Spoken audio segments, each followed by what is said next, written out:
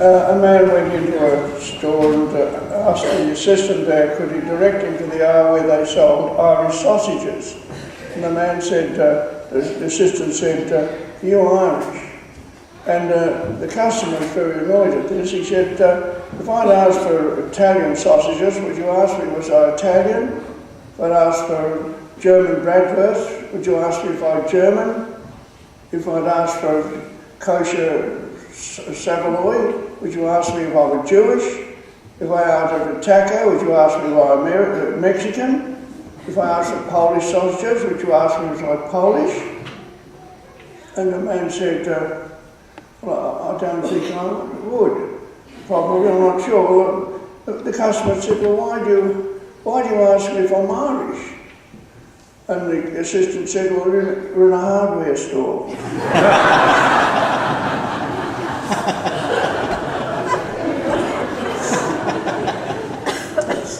That's not insulting to the Irish. Today, it's a remarkable day. This Feast of the Trinity is one of our major mysteries, but it's reminding us of the importance of relationships, that God is just by himself. He's got the Father and the Son and the Holy Spirit. There's a sort of a trilogy. And in all of your lives, you know the importance of relationships, in your marriage, in your friendship, in your children, and just being connecting with people, and how important it is to experience love from other people. Your birth parents loved you and brought you into existence, and every person needs to be touched and looked after and cared for and loved. And that's been your lot ever since you came onto this earth. And that the relationship, therefore, of God is just reminding us that we need each other. Just as you've walked into the door of the church and you've sat down, you're related. Because we're relating to each other in God's name. We've come for a common purpose. We've come to acknowledge God's love in our lives. We've come to be grateful. We've come to reassure ourselves in our faith. And so it's all part of human beings helping and relating. And so we said, oh, God's sitting by himself. He's not. God is a Trinity. God is a family. Now, it's a mystery how it can happen, but it has. And that's why all of us on this earth are asked to relate to one another, to love each other, to try and help each other and connect in the journey of life. And the church is made up of people who make that their prime responsibility, because Jesus says, love one another. And Christ came down and showed his love, which led to him dying on the cross. The Holy Spirit was poured out on all of us, has brought us here today. It's that Holy Spirit that guides you and sustains you and gives you the motivation at times to bear with affliction, to move forward in your life, to know that you're not alone, and that deep down in your being is that work of God, that the family of God, the Trinity, working.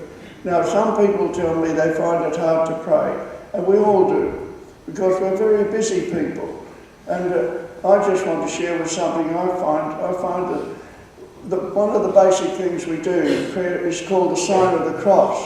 When you come to the church, you try to make it, you throw a few water around, but the point of the sign of the cross, it's a lovely prayer.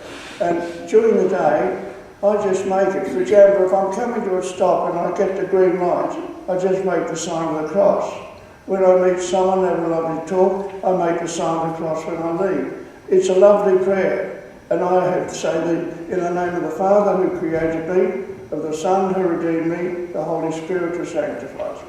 Now, if you do that 3 times a day, God's very much part of your life. And it's easy. It's using your hands. It's using your body. It's using the rhythm of your life. Just to say, yes, I believe in God. He's with me. I believe that his Son is beside me. And I believe that the Spirit is upon me. And that's what you can do that, just you get into bed. You can do it the first thing you do when you wake up, make the sign of the cross. Get up and have your shower, whatever you do. But it's just a simple thing, but it's a lovely prayer. And I think in my book it's neglected too much. People go, I must go and kneel and pray. I must go to a statue and must pray. I must go to something sacred. No. You do it in your car. You can do it as you go to meet someone. Just make the sign of the cross. Help me to do well with it. Simple stuff. But the Trinity is an extraordinary fact of life, in our lives particularly, that we're surrounded by this family of three, and all of us are here. We're all in it together. We're not isolated. No matter how you feel, God is always there. The Spirit is with you.